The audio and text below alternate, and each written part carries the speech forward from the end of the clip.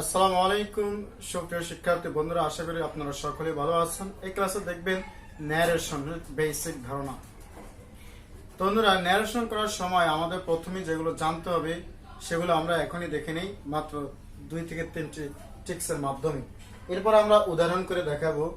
তো দেখুন, প্রথমে ন্যারেশন অর্থ কথা বলা, বর্ণনা করা ইত্যাদি। 1 নম্বর, রিপোর্টেড স্পিচ সাধারণত দ্যাট, ইফ, ওয়েদার, টু এবং ডব্লিউএস কোশ্চেন দ্বারা যুক্ত হয়। রিপোর্টেড স্পিচে কি কি থাকে? একটা থাকবে দ্যাট অথবা if, whether, to, WS question. এই কয়েকটি দ্বারে সাধারণত রিপোর্টেড স্পিচটা সংযুক্ত হয় রিপোর্টিং ভার্বের সাথে। 2 নম্বর, রিপোর্টিং ভার্ব যদি প্রেজেন্ট বা ফিউচার টেন্স হয়। রিপোর্টেড স্পিচ এবং রিপোর্টিং ভার্ব কি কিছুক্ষণ পরে বলতেছি। রিপোর্টিং ভার্ব যদি প্রেজেন্ট বা ফিউচার টেন্সের হয় তবে রিপোর্টেড স্পিচের কোনো পরিবর্তন হয় না। খুবই গুরুত্বপূর্ণ একটি তথ্য এবং খুবই গুরুত্বপূর্ণ একটি কথা, এটি মনে রাখতে হবে অবশ্যই। আবার বলি, রিপোর্টিং ভার্ব যদি প্রেজেন্ট বা ফিউচার টেন্স হয় তবে রিপোর্টেড স্পিচের কোনো পরিবর্তন হয় না। আমরা একটু পরে উদাহরণ দেখাচ্ছি। প্রেজেন্ট যদি হয় পাস্ট টেন্স, অর্থাৎ রিপোর্টেড যে স্পিচটা থাকবে, এই রিপোর্টেড স্পিচটা যদি প্রেজেন্টের হয় টেন্সগুলো হবে পাস্ট টেন্সে। সেটি যে টেন্সটি থাকুক না কেন, ওই টেন্সটা রিপোর্টেড স্পিচটি যদি প্রেজেন্টের হয় তাহলে হবে পাস্ট। অর্থাৎ প্রেজেন্ট ইনডিফিনিট হলো পাস্ট ইনডিফিনিট, প্রেজেন্ট কন্টিনিউয়াস হলো past continuous. Clear? Present future indefinite tense হলো পাস্ট ইনডিফিনিট। এটা কি রিপোর্টেড স্পিচটা, আর উপরে যে কথাটি বলছি এটার সাথে এটা একটু মিক্স হয়ে যেতে পারে। রিপোর্টিং ভার্ব যদি প্রেজেন্ট টেন্স বা ফিউচার টেন্স হয়, কোনটা? রিপোর্টিং ভার্ব যদি প্রেজেন্ট টেন্স বা ফিউচার টেন্স হয়, টেন্সে কোনো পরিবর্তন হবে না, এটি খেয়াল রাখতে হবে। আর এখানে যে কথাটা বলছি এটা হচ্ছে রিপোর্টেড স্পিচের ক্ষেত্রে। রিপোর্টেড স্পিচটা যদি প্রেজেন্ট টেন্স হয় তাহলে আমাদের করতে হবে পাস্ট, আর যদি পাস্ট টেন্স হয় আমাদের করতে হবে পারফেক্ট। কি করতে হবে? পারফেক্ট। আর যদি পারফেক্টের হয় তাহলে কোনো পরিবর্তন হবে না, পারফেক্টই থেকে যাবে। আশা করি বিষয়টি আমরা বুঝতে পেরেছি। এই 3টি কথার মাধ্যমে আমরা এখন উদাহরণ দেখব এবং ইনশাআল্লাহ এই ক্লাসে সামথিং ন্যারেশন করে ফেলবো। তো বন্ধুরা, এবার আমরা রিপোর্টেড স্পিচ এবং রিপোর্টিং ভার্ব কোনটা একটু সহজ কথায় বলে দেই। একটু উদাহরণের মাধ্যমে সহজ কথায় বলে দেই। 2 নম্বর স্ট্রাকচার মাধ্যমে। He says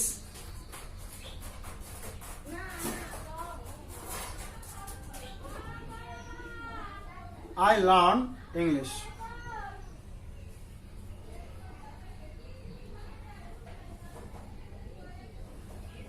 তো বন্ধু, এখানে 2 নম্বর স্ট্রাকচার অনুসারে সেন্টেন্সটা লিখছি যে 2 নম্বরটা বলছে যে যদি রিপোর্টিং ভার্ব বা প্রেজেন্ট ফর্মের হয় তাহলে টেন্সের কোনো পরিবর্তন হবে না। যাই হোক, এখন রিপোর্টিং ভার্ব কোনটা, রিপোর্টেড স্পিচ কোনটা? বন্ধুরা, এখান থেকে এই পর্যন্ত এটাকে বলা হয় রিপোর্টেড স্পিচ। আর এটাকে বলা হয় রিপোর্টিং ভার্ব। এটাকে বলা হয় রিপোর্টিং কি ভার্ব। এখন সংক্ষেপে যদি আমি কথাটা বলি এরকম যে ইনভার্টেড কমার মধ্যে, এটাকে আমরা বলি ইনভার্টেড কমা। এটাকে কি বলি? ইনভার্টেড কমা বলি। ইনভার্টেড কমার ভিতরে যে অংশটা থাকবে ওই অংশকে বলা হয় রিপোর্টেড স্পিচ। ইনভার্টেড কমার বাইরে যে অংশটা থাকবে ওটাকে বলা হয় রিপোর্টিং ভার্ব। এটাকে বলা হয় রিপোর্টিং ভার্ব। আশা করি বুঝতে পেরেছি। আবার বলি, ইনভার্টেড কমার ভিতরে যে অংশটুকু থাকবে এটাকে বলা হয় রিপোর্টেড স্পিচ। আর ইনভার্টেড কমার বাহিরে যে অংশটা থাকবে এটা আগেও থাকতে পারে, পরেও থাকতে পারে। ইনভার্টেড কমার বাইরের অংশটা যে রিপোর্টিং স্পিচটা, এই রিপোর্টিং স্পিচটা রিপোর্টেড স্পিচের, অর্থাৎ ইনভার্টেড কমার আগেও থাকতে পারে, পরেও থাকতে পারে। যেখানেই থাকুক না কেন এটাকে আমরা বলবো রিপোর্টিং ভার্ব। আশা করি বিষয়টা আমি ক্লিয়ার করতে পেরেছি। এখন আমি বলেছি যে যদি রিপোর্টিং ভার্বটি প্রেজেন্ট ফর্মের হয় তাহলে রিপোর্টেড স্পিচের কোনো পরিবর্তন হয় না। তাহলে বন্ধুরা এবার তো আমরা সহজে বলতে পারবো কোনটি রিপোর্টিং ভার্ব। যেহেতু এটা রয়েছে ইনভার্টেড কমার মধ্যে, তাই এটা হচ্ছে রিপোর্টেড স্পেস। যেহেতু এটি রয়েছে ইনভার্টেড কম মাঝে, সরি বাহিরে, তাই এটিকে বলা হয় রিপোর্টেড স্পেস, রিপোর্টিং স্পেস। তো বন্ধুরা যেহেতু এখানে সেজ রয়েছে, তাই আমরা এখানে করব, তারপর আমরা এখানে লিখতে পারি হি says, he says that, he says that। এখন ইজ আই পারসন, আই কি পারসন, এটাকে আমরা পরিবর্তন করব, এটাকে আমরা কি করব পরিবর্তন করব। এই পারসনকে পরিবর্তন করব এখানে, অর্থাৎ ফার্স্ট পারসন আমরা পরিবর্তন করব সাবজেক্ট অনুসারে। ফার্স্ট পারসন আমরা পরিবর্তন করব সাবজেক্ট থেকে। ফার্স্ট পারসন কি আই এবং উই, এই দুইটিকে আমরা পরিবর্তন করব সাবজেক্ট থেকে। সেকেন্ড পারসন পরিবর্তন করব আমরা কোথা থেকে, অবজেক্ট থেকে। আশা করি বিষয়টি বুঝতে পেরেছি। তো যেহেতু আই ফার্স্ট পারসন, সেহেতু এটাকে আমরা পরিবর্তন করব সাবজেক্ট থেকে। কোথা থেকে, তো সাবজেক্ট আছে কি হি, তাহলে এখানে লিখবো হি। ও এখানে আমি আরেকটি কথা সরি মিস্টেক করে ফেলেছি, সেটা হচ্ছে আমরা তো পরিবর্তন করব ফার্স্ট পারসন যদি থাকে ফার্স্ট পারসন সাবজেক্ট থেকে, কিন্তু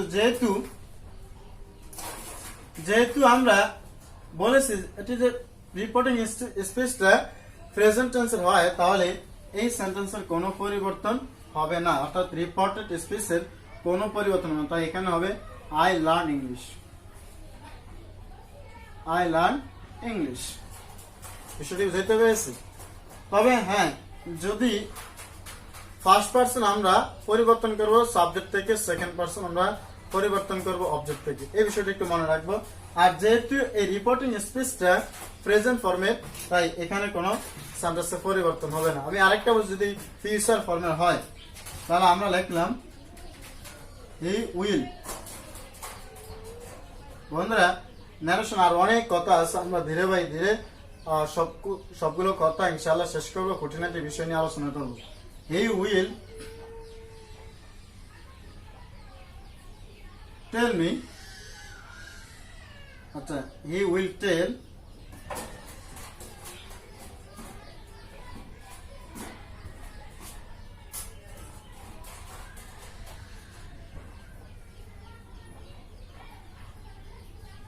I will come।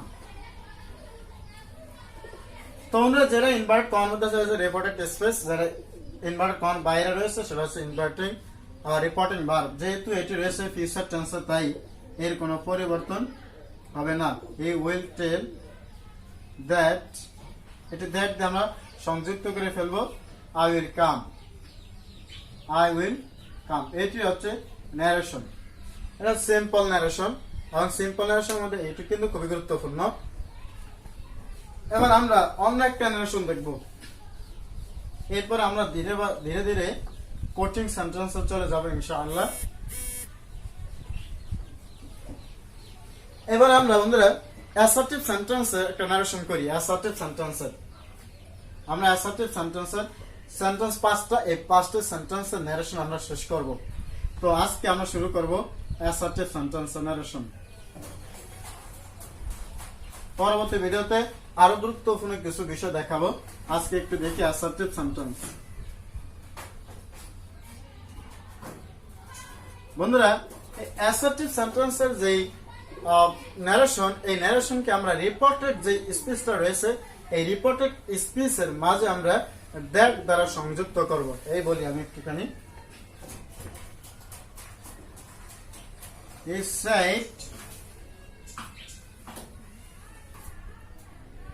to me, সে আমাকে বলল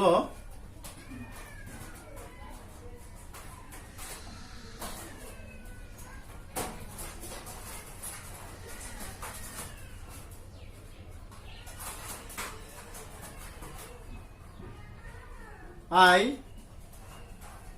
went there।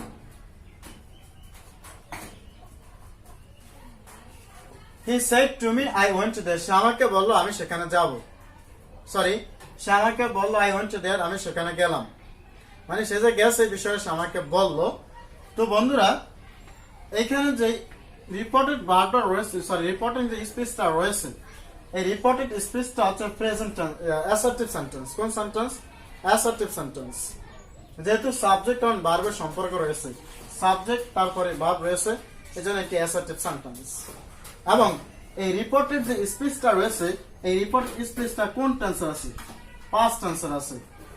কোন টেন্সে আছে? পাস্ট টেন্সে আছে। আশা করি বিষয়টি বুঝাইতে পেরেছি। তাই এখানে আমরা একটু খেয়াল করি, এখানে আমরা যেহেতু সেট আছে, এই সেটের পরিবর্তে আমরা দেব টোল্ড। কেন? সেন্টেন্সটা হচ্ছে অ্যাসার্টিভ সেন্টেন্স। অ্যাসার্টিভ সেন্টেন্সের পরিবর্তে আমরা সেট টু, অ্যাসার্টিভ সেন্টেন্সের ক্ষেত্রে সেট টুর পরিবর্তে আমরা লিখব told. He told you and he told me.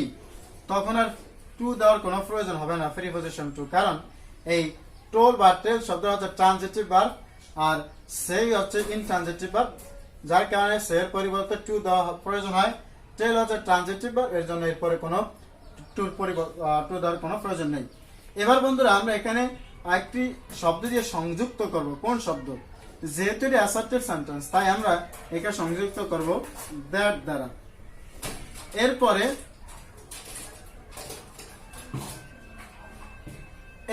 বন্ধুরা এরপরে আমরা কি করব? এরপরে আমরা করব এই যে হি আই রয়েছে, এই আই হচ্ছে ফার্স্ট পারসন। এই ফার্স্ট পারসন আমরা পরিবর্তন করব সাবজেক্ট থেকে। ফার্স্ট পারসন করে পরিবর্তন কোথা থেকে? সাবজেক্ট থেকে। তাই সাবজেক্টে রয়েছে হি, সেজন্য এখানে আমরা লিখব এই।